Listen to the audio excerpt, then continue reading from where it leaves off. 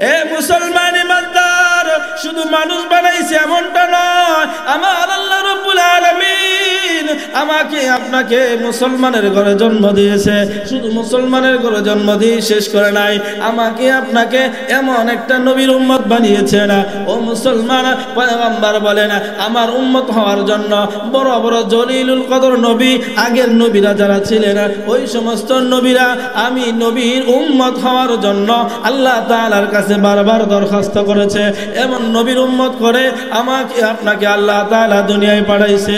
ও মুসলমান, আল্লাহ রাব্বুল আলামিন আমার আর আপনার উপরে যদি দয়া যদি না করত, আল্লাহ রাব্বুল আলামিন ইচ্ছা করলে যে কোনো প্রাণী হিসেবে দুনিয়াতে পাঠাইতে পারতেন। কথা বলেন ঠিক না ঠিক?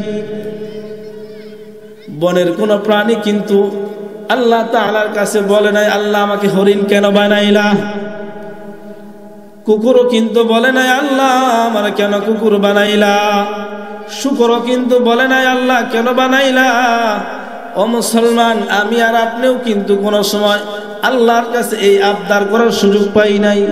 আল্লাহ মানুষ বানাও, মুসলমানের ঘরে জন্ম দাও, শেষ নবীর উম্মত বানাও। কথা বলেন পাইছি? কেউ পাইছে? কেউ পায় নাই। আল্লাহর দয়া কেমন, রহমানের দয়া কেমন, এখন মুসলমান ভালো করে খেয়াল করবেন কেমন দয়া। আমার আল্লাহ রাব্বুল আলামিন বলেন, এ দুনিয়ার মানুষ, এই যে আমি আল্লাহ রাব্বুল আলামিন আসমানে যে সূর্য উঠাই, সূর্য কিন্তু যারা আমাকে মানে শুধু তাদের জন্য উঠাই না, প্রত্যেকের জন্যই কিন্তু উঠাই। মুসলমান আর বেঈমান, নাস্তিক আর মুরতাদ, মুশরিক আর অমুশরিক যারা আছে প্রত্যেকের জন্যই কিন্তু আল্লাহ রাব্বুল আলামিন সূর্যের আলো দেন, অক্সিজেন কিন্তু প্রত্যেককেই দেন। ও মুসলমান, সাগরে নদীতে খাল বিলে মাছ আল্লাহ তাআলা প্রত্যেকের জন্য উন্মুক্ত করে দেয়। কিন্তু মুসলমান, এই যে গাছ দেখতেছেন, গাছের ভিতরে ফল কিন্তু মুসলমান অমুসলিম সকলের জন্যই দেয় না। ও মুসলমান, জমিনের ভিতরে আল্লাহ তাআলা ফসল কিন্তু শুধু মুসলমানের জন্য দেয় না, ইমানদারের জন্য দেয় না। বেঈমান মুশরিক যারা অমুসলিম আছে তাদের জন্য আল্লাহ রাব্বুল আলামিন দেয়। কিন্তু মুসলমান বন্ধুরা আমার আল্লাহ রাব্বুল আলামিন বলেন, কুল ইন কুনতুম তুহিব্বুনাল্লাহ ফাত্তাবিউনি ইউহিব্বুকুমুল্লাহ ওয়া ইয়াগফির লাকুম যুনুবাকুম ওয়াল্লাহু গফুরুর রহিম। আল্লাহ রাব্বুল আলামিন বলেন, কুল, হে নবী আপনি বলে দিন, তুহিব্বুনাল্লাহ, তোমরা যদি আল্লাহকে ভালোবাসতে চাও, ফাত্তাবিউনি, তাহলে আমি নবীকে অনুসরণ করতে হবে, আমি নবীর আদর্শ গ্রহণ করতে হবে, আমি নবীকে মহব্বত ভালোবাসা করতে হবে। আমার আল্লাহ তাআলা বলেন, এ রাসূল আপনি বলার পরে এই উম্মতগুলো যদি আপনাকে মহব্বত করে, ভালোবাসে, তাহলে কি ফায়দা হবে? ইউহিব্বুকুমুল্লাহ, আমি আল্লাহ তাআলাও তাদেরকে ভালোবাসবো। ইউহিব্বুকুমুল্লাহ, আমি আল্লাহ তাআলাও তাদেরকে মহব্বত করব। ওয়া ইয়াগফির লাকুম যুনুবাকুম, মহব্বত করে শেষ করব না, আমি রব্বুল আলামিন তাদের জীবনের গুনাহগুলো maaf করে দেব। আল্লাহু গফুরুর রহিম। কারণ কি রে বান্দা, আমি তো রহিম, আমি হলাম রহিম। আমার ভালোবাসা, আমার যে দয়া, রহিমের যে দয়া, রহিমের যে মায়া, রহিমের যে দয়া, এটা দুনিয়ায় হবে না, স্বার্থ ছাড়া হবে না, স্বার্থহীন ভাবে হবে না, স্বার্থের সাথে হবে। কারণ কে রে মুসলমান, আল্লাহ বলেন রহিম হিসেবে দয়া, এই রহমানের দয়া করব দুনিয়াতে। মুসলমান মুশরিক বেঈমান সকলের প্রতি রহমান হিসেবে দয়া থাকবে, শুধু রহিম হিসেবে এই দয়া দুনিয়ায় থাকবে না, রহিমের দয়া থাকবে পরকালে, যেই সময় কেউ তোমার আপন বলতে থাকবে না। আমার আল্লাহ বলেন, আমাকে ভালোবাসতে চাও, রসুলের আদর্শ মানো, আমাকে ভালোবাসতে চাও, রসুলকে মহব্বত করো, তাহলে আমি ভালোবাসবো, আমি তোমাকে মহব্বত করব, জীবনের সমস্ত গুনাহগুলি আমি আল্লাহ তাআলা তোমাদেরকে মাফ করে দেব। এটা হলো রহিমের দয়া। রহমান আর রহিমের দয়া বুঝতে পেরেছেন? বুঝতে পারছেন? রহমান আর রহিমের দয়া আরো অনেক লম্বা সময় রয়েছে, আলোচনা তো অনেক লম্বা, কিন্তু সময় পাওয়া যাবে না। তবে রহমানের বান্দার যে কয়েকটা গুণ আছে, সংক্ষেপে আমি কয়েকটা গুণ আপনাদের সামনে তুলে ধরবো ইনশাআল্লাহ। ধৈর্য সহকারে শুনবেন, রাজি আছেন তো ইনশাআল্লাহ? আল্লাহ রাব্বুল আলামিন বলেন ওয়া ইবাদুর রহমানিল্লাযীনা ইয়ামশুনা আলাল আরদি হাওনা ওয়া ইযা খাতাবাহুমুল জাহিলুনা ক্বালু সালামা। আল্লাহ তাআলা বলেন রহমানের বান্দার এক নম্বর গুণ হলো জমিনে যখন তারা চলবে, ক্ষমতা থাকার পরেও, টাকা থাকার পরেও, সব কিছু থাকার পরেও জমিনের ভিতরে অহংকার করবে না, তাকাব্বুরি করবে না, মানুষের সঙ্গে হিংসা বিদ্বেষ করবে না। জমিনের উপর দিয়ে যখন চলবে একেবারে সাদা সিধা ভাবে চলবে। এ মুসলমান, এরপরে আল্লাহ রাব্বুল আলামিন বলতেছে ওয়া ইয়ামশুনা আলাল আরদি হাওনা ওয়া ইযা খাতাবাহুমুল জাহিলুনা ক্বালু সালামা। ও মুসলমান, মাদ্রাসা দেখলে, ইমানদার দেখলে, দাড়িওয়ালা দেখলে, টুপিওয়ালা দেখলে, পাঞ্জাবিওয়ালা দেখলে এক শ্রেণীর মানুষ আছে, মানুষকে নিয়ে কটাক্ষ করে কথা বলেন, আছে না নাই? এর উদাহরণ আল্লাহ তাআলা বলেন ইন্নাল্লাযীনা আজরামু কানু মিনাল্লাযীনা আমানু ইয়াদহাকুন। এই যুগেও যেমন আছে, রাসূলের যুগেও তেমন ছিল। সাহাবায়ে কেরাম রাসূলের আদর্শ মানার পরে যখন মুখের ভিতরে দাড়ি রেখেছে, টুপি পরেছে, পাঞ্জাবি পরেছে, দাওয়াতের কাজ নিয়ে বাহিরে গিয়েছে, সাহাবীদেরকে দেখলে মসজিদ থেকে যখন নামাজ পড়ে যখন বাড়ির দিকে রওনা হয়েছে, এমন সময় বেঈমানরা আবু জাহেল, উতবা, শাইবা, আবু লাহাব, এই সমস্ত বড় বড় কাফেরদের লিডার, এই বদমাইশগুলো কি করেছে? সাহাবীদেরকে নিয়ে কটাক্ষ করেছে। শুধু কটাক্ষ করে নাই, ওয়াইদা মাররু বিহিম ইয়াতাগামাজুনা। সাহাবীরা যখন রাস্তা দিয়ে গিয়েছেন, সাহাবীদেরকে দেখে তারা বাঁকা নজরে তাকিয়েছে। আজকেও এই সমাজের ভিতরে এক শ্রেণীর মানুষ রয়েছে, যে যুবকগুলো দাড়ি রাখে, যুবকগুলো কি করে? দাওয়াত ও তাবলীগের কাজে সময় ব্যয় করে। যেই যুবকগুলো কোরআন সুন্নাহ মোতাবেক জীবন চালানোর ইচ্ছা করে, ওই সমস্ত যুবকদেরকে দেখে সমাজের এক শ্রেণীর কুচক্রকারী মানুষ রয়েছে। যুবকদেরকে বলে, কি ব্যাপার, এই বয়সে তুমি দাড়ি রাখলা, এই বয়সে পাঞ্জাবি পরলা, এখন থেকেই নামাজ কালাম পড়া শুরু করে দিয়েছে। কথা বলেন, আছে না নাই? এই জাতীয় অনেক মানুষ রয়েছে। হে মুসলমান, রহমানের বান্দা হিসেবে তখন তাদের এই উস্কানিমূলক বক্তব্য দেওয়ার পরে মন খারাপ করা যাবে না, তাদের সঙ্গে ঝগড়ায় লিপ্ত হওয়া যাবে না, তাদের সাথে বাকবিতণ্ডা করা যাবে না।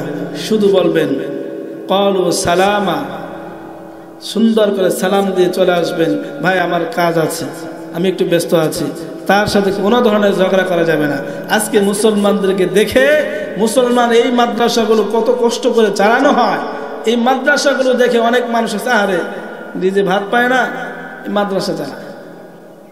মুসলমানদেরকে দেখে তারা বিভিন্নভাবে কটাক্ষ করে। ফালইয়াউমাল্লাযীনা আজরামু কানু মিনাল্লাযীনা আমানু ইয়াদহাকুন। আমার আল্লাহ তাআলা বলেন কিয়ামতের ময়দানে আজকে যারা মাদ্রাসা মসজিদকে নিয়ে, তালেবুল ইলমদেরকে নিয়ে, যুবকদেরকে নিয়ে যারা কটাক্ষ করে, এরা কেউ জান্নাতে যাবে না, জাহান্নামী হবে। এরা আবু জাহেলের উত্তরসূরি। খবরদার, ভালো করে খেয়াল রাখবেন।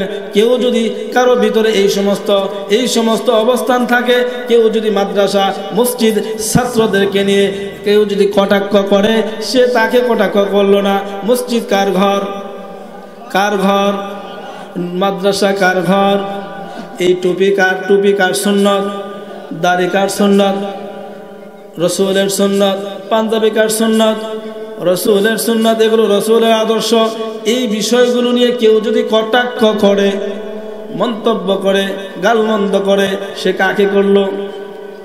মসজিদকে নিয়ে করলে আল্লাহকে করলো, মাদ্রাসাকে নিয়ে করলে সে রসুলকে করলো, রসুলের আদর্শকে নিয়ে করলে রসুলকে অপমান করলো। বলেন তো, যারা রসুলকে অপমান করবে ওই লোক কি জান্নাতি না জাহান্নামী? খবরদার, থাকবেই সমাজের ভিতরে এক শ্রেণীর মানুষ থাকবেই, নামাজ পড়লে এই কাজগুলো করলে তারা আপনাকে কষ্ট দিয়ে আঘাত করে কথা বলবে। আল্লাহ তাআলা বলেছেন এই সমস্ত লোকেরা অবশ্যই জাহান্নামে যাবে কিয়ামতের ময়দানে। এই বেঈমানগুলো ইমানদারদেরকে দেখে যেমন তারা নাক ছিটকাইতো, তারা উপহাস করত, হাসাহাসি করত, তাদেরকে নিয়ে গালমন্দ করত, কিয়ামতের ময়দানে ডাইরেক্ট তাদেরকে জাহান্নামে দেওয়া হবে। আলাল আরাইকি ইয়ানজুরুন।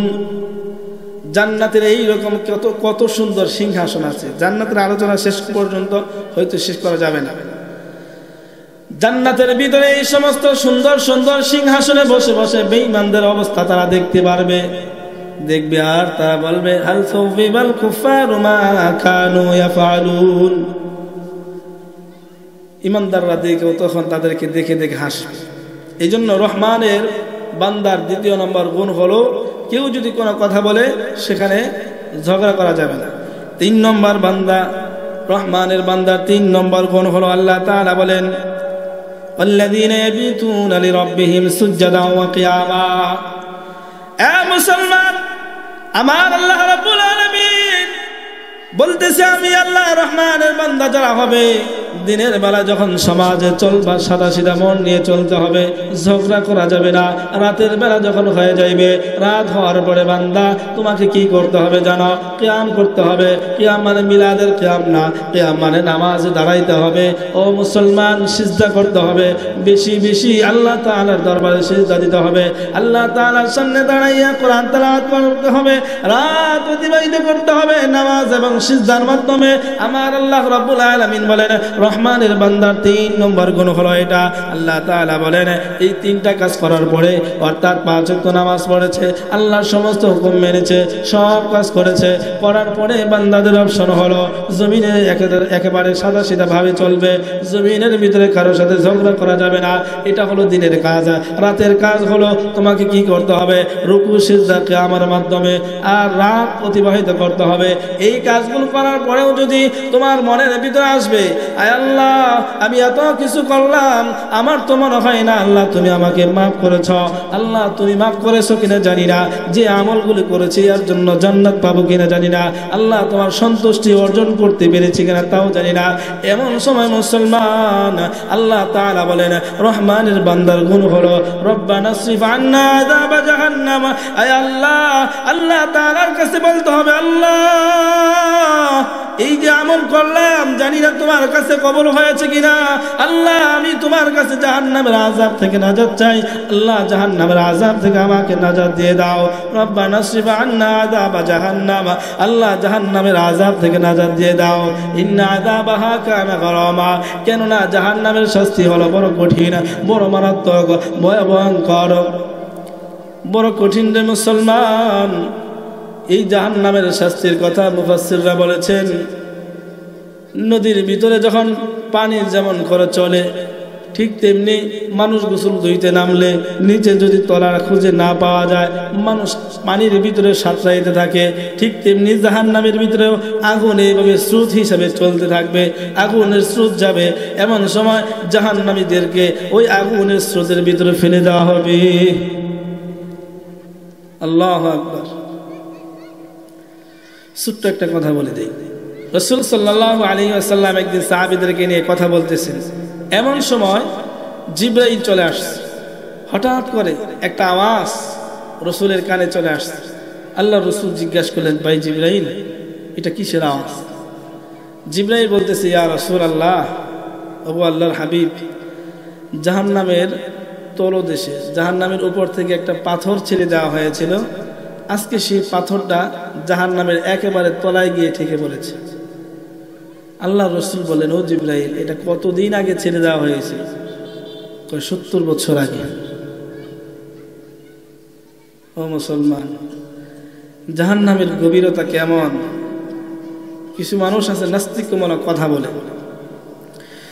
ও মুসলমান ভাইরা আমার, রহমানের বান্দার আরো গুণ হলো আল্লাহ বলেন ওয়াল্লাযীনা ইযা আনফাকু লাম ইউসরিফু ওয়া লাম ইয়াকতুরু ওয়া কানা বাইনা যালিকা কাওয়ামা। আমার আল্লাহ রাব্বুল আলামিন বলেন রহমানের বান্দার গুণ হলো বান্দা যখন কি করবা, এ বান্দা যখন তুমি টাকা পয়সা খরচ করবা ইসরাফ করা যাবে না, বেশি খরচ করা যাবে না, অতিরঞ্জিত করা যাবে না। ওয়া লাম ইয়াকতুরু ওয়া কানা বাইনা যালিকা কাওয়ামা। এ বান্দা কি করা যাবে না জানো? কৃপণতাও করা যাবে না। তোমার ব্যক্তি স্বার্থে, দলের জন্য, ক্ষমতা পাওয়ার জন্য, অন্য কোনো অনুষ্ঠানের জন্য বিভিন্নভাবে কত টাকা তুমি ব্যয় করো সেখানে হিসাব হয় না। কিন্তু কোনো গরিব মানুষ, এতিম মানুষ, অসহায় মানুষ মসজিদের জন্য, মাদ্রাসার জন্য, আল্লাহর রাস্তার জন্য যদি তোমার কাছে টাকা চাওয়া হয় ওই সময় তোমার কাছে আর টাকা থাকে না, কৃপণতা শুরু হয়ে যায়। ঠিক না? কি বলেন? আছে না নাই? আছে না নাই? এরপরে মুসলমান রহমানের বান্দা হিসেবে আল্লাহ বলেন والذين لا يدعون مع الله إلها آخر ولا يقتلون النفس التي حرم الله إلا بالحق ولا يزنون ومن يفعل ذلك يلقى أثاما আমার আল্লাহ তাআলা বলেন বান্দা লা ইয়াদউনা মা আল্লাহি ইলাহান আখার আল্লাহ তাআলার সামনে অন্য কাউকে শরীক করা যাবে না অন্য কাউকে শরীক করা যাবে না ও মুসলমান কুল হুয়াল্লাহু আহাদ হে নবী আপনি বলে দেন আল্লাহ এক একক অদ্বিতীয় আল্লাহুস সামাদ আল্লাহ হলেন অমুখাফেক্ষী তার মানে কারো মুখাফেক্ষী না কোনো বিষয়ই না আর আজকের সময় তো হবে না আমার বাড়ি তো কাছেই যদি আর সময় পাবো সামনে ইনশাআল্লাহ বলবো আল্লাহ তাআলা অমুখাপেক্ষী আর আজকে যারা বানানো মূর্তির অনুসরণ করে বলেন তো কেউ আছে অমুখাপেক্ষী অমুখাপেক্ষী বুঝেন অমুখাপেক্ষী হলো কারো সাহায্য নেওয়া কারো সহযোগিতা নেওয়া টাকা লাগলে টাকা ক্ষমতা লাগলে ক্ষমতা অর্থাৎ অনেক কিছু অর্থাৎ অমুখাপেক্ষী বলতে হয় আল্লাহ তাআলা কোনো একটা বিষয় যদি আল্লাহ তাআলার ইচ্ছা হয় ইদা কদা আমরান ফাইন্নামা ইয়াকুলু লাহু কুন ফায়াকুন আল্লাহ রাব্বুল আলামিন বলেন আল্লাহ তাআলা যখন কোনো কাজ করতে কোনো জিনিস বানাইতে যেমন আসমান জমিন বানাইতে যখন আল্লাহর ইচ্ছা হয়েছে আমরান ফাইন্নামা ইয়াকুলু লাহু কুন ফায়াকুন আল্লাহ তাআলার ইচ্ছা হওয়ার সাথে সাথে কোন বলার সঙ্গে সঙ্গে সেটা হয়ে যায় আচ্ছা বলেন তো কোন মূর্তি এমন আছে যে মূর্তি বলেছে হাতটা হয়ে যাও হয়ে গেছে কোন মূর্তি হবে এরকম যেমন হিন্দুদেরকে বলেন বৌদ্ধদেরকে বলেন খ্রিস্টানদেরকে বলেন অন্যান্য আরো যত জাতি আছে তাদেরকে বলেন যারা মূর্তি বানায় এমন কোন জাতি যারা আছে যারা ওই ধর্মকে আবার সঠিক ধর্ম মনে করে সেই সঠিক মনে করে ওই ধর্মটাকে উদযাপন করে বলেন তো ওই সমস্ত যে দেব দেবতা রয়েছে এই মূর্তিগুলো রয়েছে কোনো একটা মূর্তি কারো কোনো উপকার করতে পারে না মুসলমান বন্ধুরা আমার আল্লাহ রাব্বুল আলামিন বলেন রহমানের বান্দা হিসেবে আরেকটা গুণ হলো ওয়ালা ইয়াকতুলুনান নাফসাল্লাতী হারামাল্লাহু ইল্লা বিল হক শরীয়ত মোতাবেক যার উপরে আল্লাহ তাআলার পক্ষ থেকে হত্যার আদেশ রয়েছে যাকে হত্যা করার মতো আল্লাহ তাআলার পক্ষ থেকে শরীয়ত তার উপরে বিধান জারি করেছে এমন কোন কাজ করেছে যার জন্য শরীয়ত তাকে হত্যা করার হুকুম দিয়েছে এদেরকে ছাড়া শরীয়তের বিধান ছাড়া ব্যক্তিগত স্বার্থে ক্ষমতার স্বার্থে অন্য কোন সমাজের প্রতিনিধি করার স্বার্থে বা রাষ্ট্রের ভিতরে কোনো একটা জিনিস কায়েম করা বা দায়েম করা প্রতিষ্ঠিত করার কোনো স্বার্থে কাউকে হত্যা করা যাবে কথা বলেন কি ব্যাপার কথা কন না কে হত্যা করা যাবে যদি কেউ হত্যা করে আবার দাবি করে আমি ঈমানদার এই এরপরে আসতেছে ওয়া ইয়াফআল যালিকা ইয়ালকা আসামা এই যে গুণগুলো আল্লাহ তাআলা বলেছেন এরপরে 9 নম্বর গুণ যেটা ওয়ালা ইয়াজনুন জিনা করা যাবে না বর্তমানে জিনা আছে না নাই কথা কোন আছে না নাই কম না বেশি কি পরিমাণ বেশি আপনি ঢাকার দিকে একটু খেয়াল করবেন আবাসিক হোটেলগুলোর ভিতরে 3 স্টার হোটেল 5 স্টার হোটেল বিভিন্ন রকমের হোটেল আছে না হ্যাঁ আছে না মদ জুয়া বিভিন্ন রকমের মাদক দ্রব্য নেশা জাতীয় এগুলো বাহিরে নিষিদ্ধ হয় কিন্তু ওই বারগুলোর ভিতরে তাকায় দেখেন কি পরিস্থিতি কি অবস্থা এই জন্য মুসলমান বন্ধুরা আমার আল্লাহ রাব্বুল আলামিন রহমানের বান্দা হিসেবে বলতেছেন ওয়ালা ইয়াকতুলুনান নাফসাল্লাতী হারামাল্লাহু ইল্লা বিল হাক্কি ওয়ালা ইয়াজনুন এই আমার বান্দারা নিজের কোনো স্বার্থ হাসিল করার জন্য ক্ষমতায় টিকে থাকার জন্য আমার একটা অবস্থান প্রতিষ্ঠিত করার জন্য আমি আল্লাহ তাআলার বিধান ছাড়া অন্য কাউকে হত্যা করা যাবে না হে মুসলমান রাসূল আকরাম সাল্লাল্লাহু আলাইহি ওয়াসাল্লাম বনি ইসরাইলের যুগের একটা ঘটনা উল্লেখ করেছেন।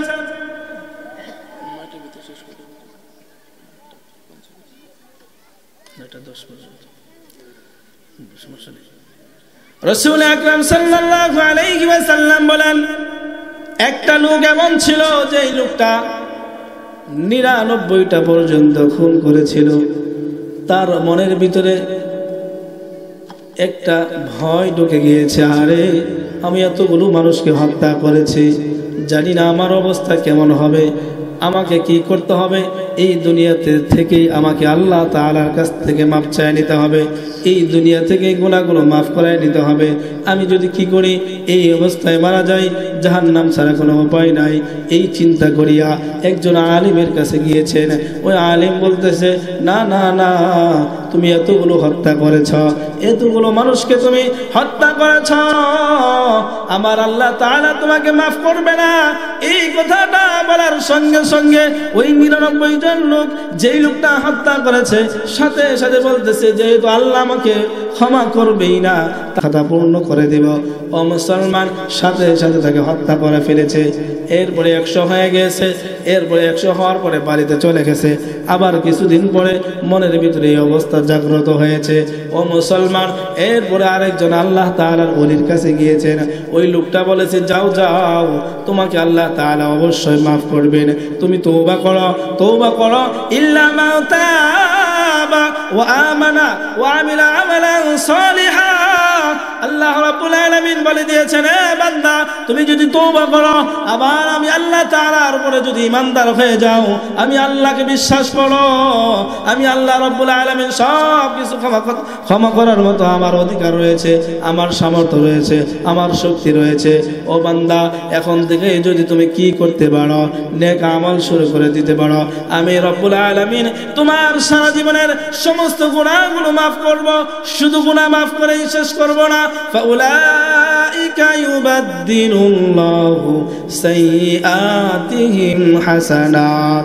আল্লাহ রাব্বুল আলামিন বলেন, তোমার সারা জীবনের সমস্ত গুনাহগুলো মাফ করিয়া গুনাহগুলো নেকি দ্বারা পরিবর্তন করিয়া দেব। আর একটু জোরে কন্যা সুবহানাল্লাহ।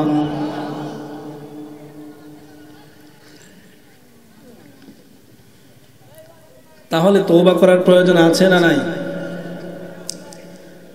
শেষে থেকে আমার আল্লাহ তাআলা 9 নম্বর যে গুণ রহমানের বান্দা হিসেবে আল্লাহ তাআলা এখানে উল্লেখ করেছেন, ওয়ালা ইয়াজনুন। এ মুসলমান, নারী হও পুরুষ হও, জিনা করা যাবে না, জিনা করা যাবে না। এটা বড় মারাত্মক গুনাহ, বড় ভয়ঙ্কর গুনাহ, বড় কঠিন গুনাহ। ও মুসলমান, রাসূলের জামানায় একজন মহিলা জিনা করেছে। জিনা করার পরে নবীজির কাছে চলে গিয়েছে, ইয়া রাসূলুল্লাহ, ইয়া হাবিবাল্লাহ, আমি তো একটা জিনা করে ফেলেছি, অন্যায় করে ফেলেছি। আল্লাহর রাসূল মুখটা ঘোরায় নিয়েছে, আবার বলতেছে, ও আল্লাহর হাবিব, আমি তো জিনা করে ফেলেছি। আল্লাহর হাবিব আবার মুখটা ঘোরায় নিয়েছে। এই অবস্থা করার পরে অর্থাৎ মহিলাটা নিজের কথা আল্লাহ তাআলার রাসূলের কাছে গিয়ে বলতেছে, এ মুসলমান, যেহেতু লোকটা জিনা করে ফেলেছে, আমার আল্লাহ তাআলার দরবারে তওবা করার সুযোগ তো অবশ্যই রয়েছে, তওবার দরজা তো বন্ধ হয় নাই।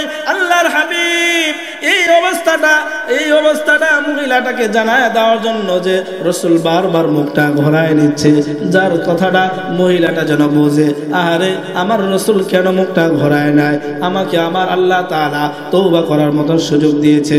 কিন্তু মহিলাটা বুঝতেছে না, না বুঝা আল্লাহ তাআলা রাসূলকে বলে, ইয়া রাসূলুল্লাহ, ওগো আল্লাহর হাবিব, আমি শুধু জিনা করেছি এটাই না, এই ব্যভিচারের মাধ্যমে আমার গর্ভে একটা সন্তান চলে আসছে। ওগো আল্লাহর হাবিব, এর একটা ফয়সালা করিয়া দে না। ওগো আল্লাহর হাবিব, দুনিয়ার শাস্তি তো কিছুই নয়, দুনিয়া অন্যায় করেছে, অপরাধ করেছে, গুনাহ করেছে, এর জন্য যদি শাস্তি হয়, হয়তো আমার সর্বোচ্চ ফাঁসির আদেশ হবে, সর্বোচ্চ আমাকে হত্যা করা হবে। কিন্তু ওই কিয়ামতের ময়দানে আল্লাহ রাব্বুল আলামিনের সামনে কিন্তু অপরাধীর বেশে, আসামির বেশে সে গুনাহগার হইয়া নাফরমান হইয়া জাহান্নামের আসামি হইয়া আল্লাহ রাব্বুল আলামিনের সামনে আমাকে হাজির হওয়া লাগবে না। ওগো আল্লাহর হাবিব ফয়সালা করিয়া দেন। আল্লাহর হাবিব বলতেছে, ও মা যাও যাও, অন্যায় করেছো তুমি, অপরাধ করেছো তুমি। গর্ভে যে সন্তান আসছে সন্তানের তো কোনো অপরাধ নাই। সন্তানটা যখন ভূমিষ্ঠ হয়ে যাইবে তারপরে তুমি আসবা, তারপরে তোমার ফয়সালা করে দেওয়া হবে। ও মুসলমান বাবাজিরা, মহিলাটা চলে গেছে, সন্তান যখন প্রসব হয়ে গেছে সন্তানটা কোলে করে নিয়ে আল্লাহর হাবিবের দরবারে চলে আসছে। আল্লাহর হাবিবকে বলে, ও আল্লাহর হাবিব, এই যে দেখেন আমার সন্তান হয়ে গেছে, এখন একটা ফয়সালা করিয়া দেন।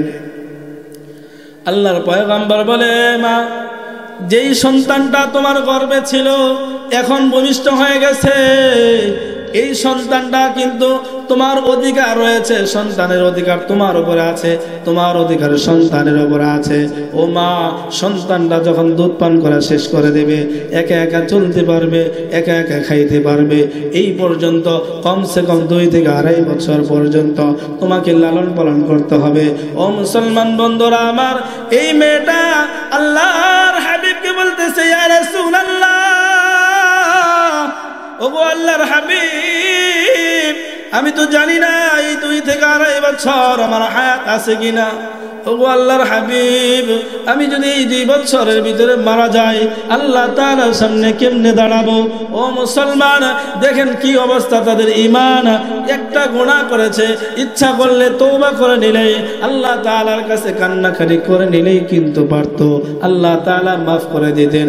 কিন্তু মহিলাটার ভিতরে এমন একটা জজবা তৈরি হয়ে গেছে, আয় আল্লাহ, দুনিয়ায় তো একটা অপরাধ করেছি, শাস্তি হলে মৃত্যুদণ্ড হবে, হয়তো একবারই আমার এই স্বাদ জন্মেছে, মরতেই হবে। গুনাহ করেছে, অন্যায় অপরাধ করেছে, শাস্তি স্বরূপ আমার জীবন শেষ হয়ে গেছে।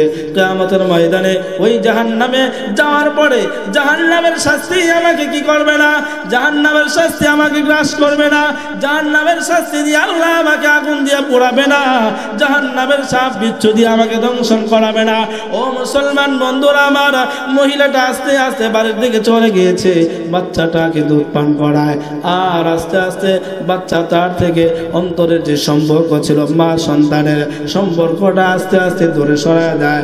ও মুসলমান, এই অবস্থায় যাইতে যাইতে বাচ্চাটাকে দুধ পান করানোর পাশাপাশি বাহিরের খাবারও তারে খাওয়ায় দেয়, যেন সন্তানটা নিজে নিজে একা চলতে পারে, একা একা অন্য খাবার গ্রহণ করতে পারে।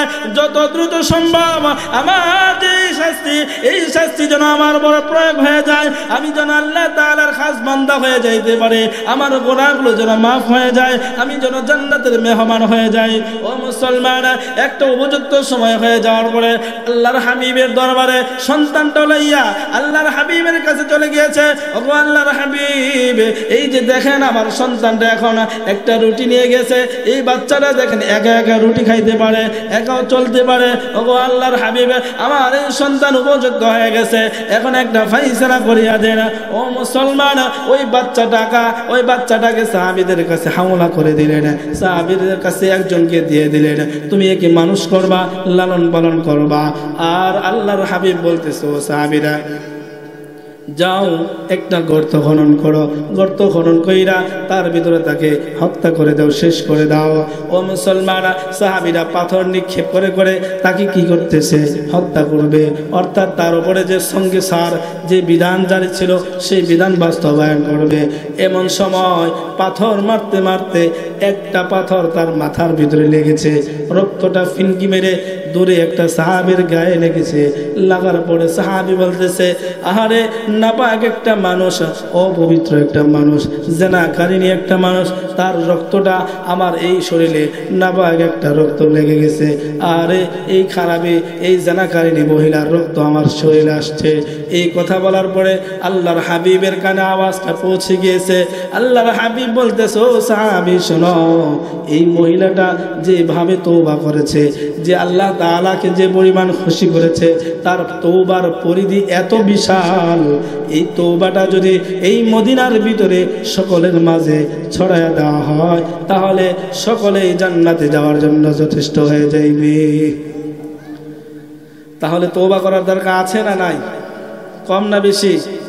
রাসূল কয়বার তওবা করেছেন? এ মুসলমান বন্ধুরা আমার, এই যে রহমানের বান্দা আল্লাহ রাব্বুল আলামিন আমাকে আপনাকে দয়া করেছেন। ও মুসলমান বন্ধুরা আমার, রহমান হিসেবে দয়া করবেন দুনিয়াতে, রহিম হিসেবে দয়া করবেন পরকালে। আমার আল্লাহ তাআলা বলেন, অনুফিখা ফিস-সূরি ফাসাইকা মান ফিস-সামাওয়াতি ওয়া মান ফিল আরদি ইল্লা মান শাআল্লাহ। কিয়ামতের ময়দান যখন কায়েম হবে, আল্লাহ তাআলা ইসরাফিলকে দিয়ে যখন সিংহে ফু দেওয়া হবে, ফাসাইকা মান ফিস-সামাওয়াতি ওয়া মান ফিল আরদি, আসমান এবং জমিনের ভিতরে আল্লাহ তাআলার যত সৃষ্টি রয়েছে সমস্ত সৃষ্টিগুলো কি হয়ে যাবে? একেবারে সংজ্ঞাহীন হয়ে যাইবে, মৃত্যু মুখে পতিত হয়ে যাইবে। কিন্তু ইল্লা মা শাআল্লাহ, আমার আল্লাহ বলেন আমি আল্লাহ যাকে চাবো ওই লোকগুলো ব্যতীত বাকি সবাই বেহুশ হয়ে যাইবে। আল্লাহ কাকে চাইবেন মুসলমান? মুফাসসিরিন কেরাম বলেন, কেউ কেউ বলেছেন আল্লাহ তাআলার আরশ বহন করবে যারা, তারা বেহুশ হবে না। কেউ কেউ বলেছেন জিবরাইল, মিকাইল, ইসরাফিল, আজরাইল, এরা বেহুশ হবে না। কেউ কেউ বলেছেন জান্নাতের হুর গিলমান যারা আছে তারা বেহুশ হবে না। কিন্তু মুসলমান, একটা সময় আমার আল্লাহ তাআলা বলেছেন কুল্লু মান আলাইহা ফান, প্রত্যেকের মৃত্যু হয়ে যাইবে, প্রত্যেকেই মৃত্যু হয়ে যাইবে। এমন সময় বাকি কে থাকবে? ওয়াবকা ওয়াজহু রাব্বিকা যুল জালালি ওয়াল ইকরাম, একমাত্র তোমার রব যিনি মহিমাময়, মহানুভব, সর্বোপরি ক্ষমতার অধিকারী, রাজাধিরাজ, যার উপরে ক্ষমতা কারো নাই, সেই রব থাকবে, আর কেউ থাকবে না। ও মুসলমান বন্ধুরা আমার, এই যে সব শেষ হয়ে গেল, এর মাঝখানে আমার আল্লাহ রাব্বুল আলামিন দীর্ঘ 40টা বছর পর্যন্ত অতিবাহিত হয়ে যাবে। সুম্মা নুফিখা ফীহি উখরা ফাইদা হুম কিয়ামুন ইয়ানজুরুন, এরপরে কি হয়ে যাবে? আমার আল্লাহ রাব্বুল আলামিন দ্বিতীয় সিংহা ফু দেওয়ার ব্যবস্থা করে দিবেন। সমস্ত মানুষগুলো যখন সিংহায় ফু দেওয়া হবে, সমস্ত মানুষগুলো হাসরের ময়দানে উঠে যাবে। আমার আল্লাহ তাআলা বলেন কিয়ামুন ইয়ানজুরুন, প্রত্যেকটা মানুষ কবর থেকে উঠবে, দাঁড়াবে, দাঁড়ায় দাঁড়ায় দেখবে আহারে কি হইতেছে, গোটা দুনিয়ার ভিতরে কি হচ্ছে সব কিছু আল্লাহর এই বান্দা দেখতে পারবে। আল্লাহর এই বান্দা দেখতে পারবে কার সাথে কি ফয়সালা করা হয়, কার সাথে কি তদবির আল্লাহ তাআলা করবেন। এ মুসলমান, এমন সময় আল্লাহ রাব্বুল আলামিন এই গোটা দুনিয়ার মানুষের বিচারের ব্যবস্থা করবেন। ওয়া আশরাকাতিল আরদু বিনুরি রাব্বিহা, আমার আপনার জন্য আল্লাহ তাআলা স্পেশাল আরেকটা জমিনের ব্যবস্থা করবেন, যেই জমিনের ভিতরে বিচার শুরু হয়ে যাবে, আল্লাহ বিচার করবেন। আমার আল্লাহ রাব্বুল আলামিন সূরা আর-রহমানের ভিতরে বলেন, ইয়া মাশারাল জিন্নি ওয়াল ইনস ইন ইসতাতা'তুম আন তানফুযু মিন আকতারিস সামাওয়াতি ওয়াল আরদি ফানফুযু। আমার আল্লাহ তাআলা বলেন ওই যে আরেকটা জমিন বিচারের জন্য আল্লাহ ফয়সালা করবেন, ওই জায়গার ভিতরে কেউ কেউ বলেছেন ওয়াশরাকাতিল আরদু বিনুরি রাব্বিহা, রবের নূর যে আছে, রবের নূর আছে, সেই নূরের মাধ্যমে ওই ময়দানটা আলোকিত হয়ে যাবে। কেউ কেউ বলেছেন রবের ন্যায় ইনসাফ বিচারের মাধ্যমে আলোকিত হয়ে যাবে। ও মুসলমান, ওই জমিনটার ভিতরে প্রত্যেকটা মানুষ উপস্থিত হয়ে যাবে। আমার আল্লাহ রাব্বুল আলামিন সমস্ত মানুষদেরকে ওই ময়দানের ভিতরে রাখিয়া আল্লাহ তাআলা প্রথম আসমানের ফেরেশতাদেরকে নামায়া দিয়া, এই যে ময়দানটা আজকে চতুর্দিক দিয়ে ঘেরাও করা হয়েছে, হাসরের ময়দানটা আল্লাহ এইভাবে প্রথম আসমানের ফেরেশতা দিয়ে ঘেরাও করবেন, এরপরে দ্বিতীয় আসমানের ফেরেশতা নামায়া ঘেরাও করবেন, এরপরে তৃতীয় আসমানের ফেরেশতা নামায়া ঘেরাও করবেন, এইভাবে 7টা আসমানের ফেরেশতা দিয়ে ঘেরাও করবেন। ঘেরাও করার পরে আল্লাহ রাব্বুল আলামিন ঘোষণা করবেন লিমানিল মুলকুল ইয়াউম, এ বান্দারা এখানে যারা আছো আজকে বলো এই রাজত্বের মালিক কে? এই রাজত্বের মালিক কে? এই জমিনটা আমি দিয়েছিলাম, জমিনের ভিতরে আমার এই জমিনের ভিতরে আমি আল্লাহ তাআলার বিধান চলবে, আমি আল্লাহ তাআলার বিধান এখানে চলবে, আমি আল্লাহর হুকুমে জমিন চলবে, আমি আল্লাহ তাআলার বিধান এই দুনিয়ার প্রত্যেকটা মানুষ মানবে। কিন্তু তোমরা তো ক্ষমতাবান ছিলা, তোমরা তো আমার জমিনে আমার বিধান বাস্তবায়ন করতে দাও নাই। এ নাফরমান, বল এই জমিনের এই রাজত্বের মালিককে। এমন সময় মুসলমান বন্ধুরা আমার, আল্লাহ রাব্বুল আলামিন হুজুর মনে চলে আসছে তাই না?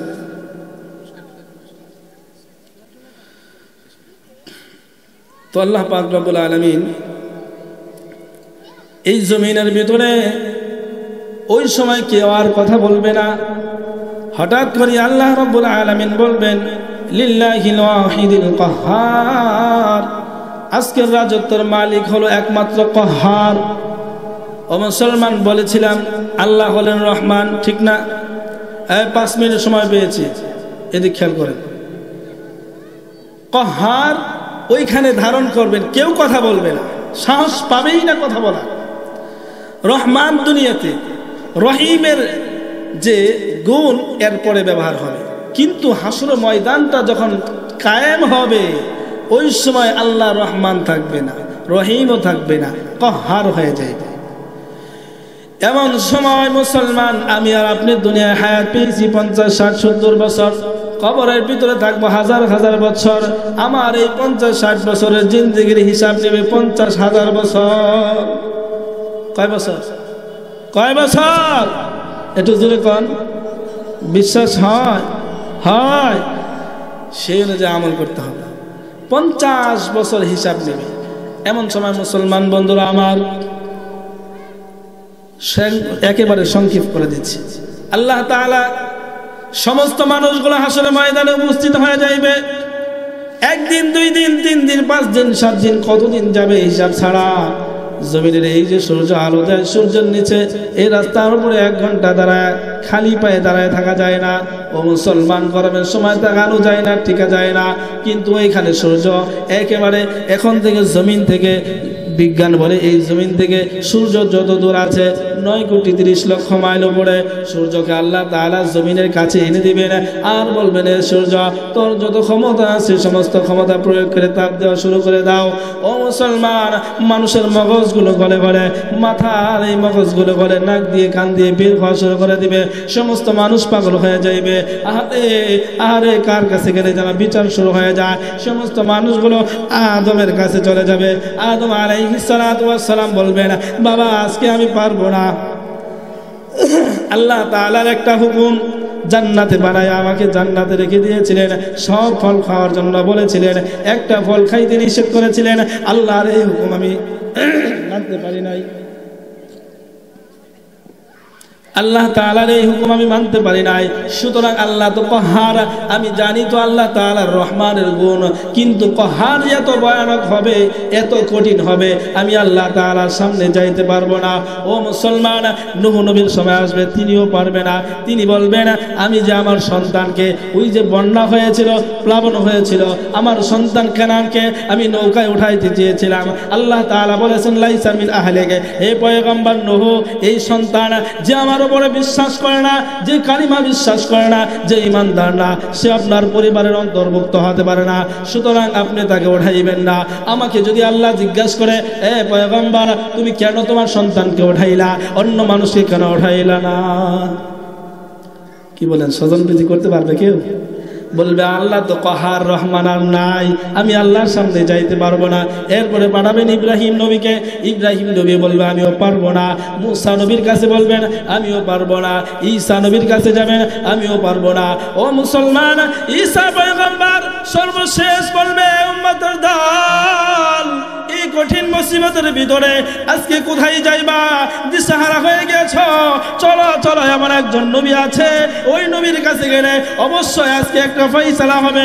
সমস্ত উম্মতদেরকে নিয়ে, সমস্ত মানুষদেরকে নিয়ে ঈসা নবী, আমার আপনার পয়গম্বর বিশ্ব নবীর কাছে চলে যাবে। আমার আপনার পয়গম্বর মাকামে মাহমুদে অবস্থান করবেন, ওই জায়গায় সিজদায় পড়ে থাকবেন। সমস্ত মানুষগুলোর ব্যাপারে আল্লাহ তাআলার কাছে দোয়া করবেন, আল্লাহ না, আল্লাহ বিচার শুরু করে দেন। ও মুসলমান, আমার আপনার ওই পয়গম্বর ওই আরশের নিচে সিজদায় পড়ে থাকবে কতক্ষণ জানেননি মুসলমান? আল্লাহ তাআলার রাসূলের যতগুলো উম্মত এই দুনিয়াতে ছিল, এখন আমরা যারা আছি প্রত্যেকটা উম্মতের ব্যাপারে আমার আল্লাহ তাআলা যতক্ষণ পর্যন্ত ক্ষমার ঘোষণা না হবে, কহারিয়াত দূর হইয়া রহমানিয়াত যতক্ষণ পর্যন্ত না আসবে, রসুল আল্লাহ তাআলার আরশের নিচে সিজদায় পড়ে ইয়া হাবলি উম্মতি করতে থাকবে। ও মুসলমান, এই সিজদার সময় 1 minute 2 minute 3 minute 4 minute 5 minute হবে না, কতক্ষণ সময় লাগবে? যতক্ষণ আমার আর আপনার ক্ষমার ঘোষণা না হবে, বিচার শুরু করার ঘোষণা না হবে। তাহলে মুসলমান, কথা শেষ, সময় শেষ, আরো আগে আমার সিগন্যাল চলে আসছে। তো রাসূল সাল্লাল্লাহু আলাইহি ওয়াসাল্লাম আমার আপনার জন্য দুনিয়া থেকেও ইয়া হাবলি উম্মতি বলেছেন। আপনার আনসার কত শুনে আসছে? হ্যাঁ, আসছে।